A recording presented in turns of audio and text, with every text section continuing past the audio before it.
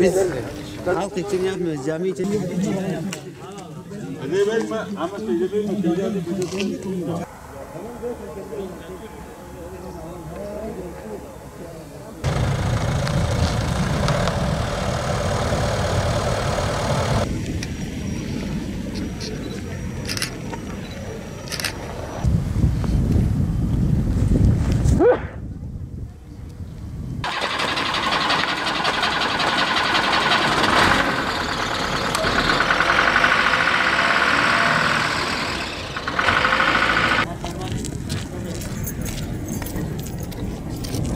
Muharrem abi. Evet.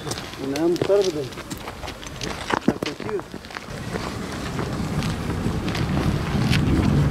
Bu sorun daha önce su boru patlaması oldu. Tamiri yapıldı. Tamiri yapıldıktan sonra yolu bozuk bırakmışlar. Arabalar gidince çukur var burada. Tekerler mahvoluyor. Kazaya neden olabilir. Arabalar çıkmıyor. Kayıyor tekerlekler. Yani bayağı berbat olmuş. Bir tek burası değil yani. Bizim kapımızın önünde 4 ay önce su borusu patlamıştı. Oralar hepsi çukur şeklinde kalmış. Park taşlarını döşememiş eskisi gibi. İleride yine öyle. Tokun işte 4-5 yerde bozuk yollar var. Patlanan boruları yapıyorlar ama tamirini yapmıyor. Park taşlarını yerine bırakmıyorlar. Çocuklar o taşlarla oynuyor. Arabanın camlarını kırıyorlar. Birbirlerine atıyorlar. Yani yapması herkes yapar ama önemli olan devamını getirmesi lazım. Tabii ki çamur. Yağmur yağarsa hepsi çamurdur yani. Hem burada çukur var, hem burada arkamızda park taşları hepsi caddelerde duruyor. Kandırma bozuk, millet yürüyemiyor. Markete hemen yakın, ayıp bir şeydir ya. Yaşlılar markete gidiyor. Daha önce muhtara çok kez ilettik. Bizim her binanın yönetimi var.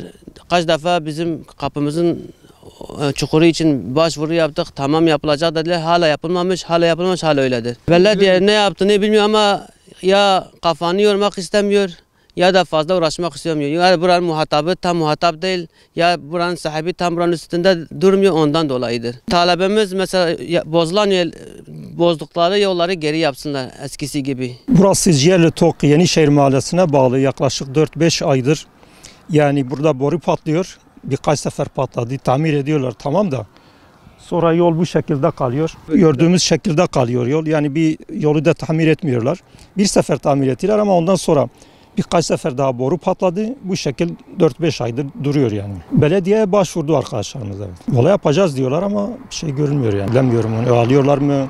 Haberleri tam yok mu yetkililerin, bilemiyorum yani. Ya bir an önce buranın güzel bir şekilde yapılmasını işte onu istiyoruz yani. Ya araba da geçemiyor, o sorun çıkarıyor. Görüntü kirliliği oluyor her yönden de yani yapılması gerekiyor. Yolumuz hepsi bozuktur. Yapmasını istiyoruz. Bir de Cigere Tok'a gelen bir yol istiyoruz.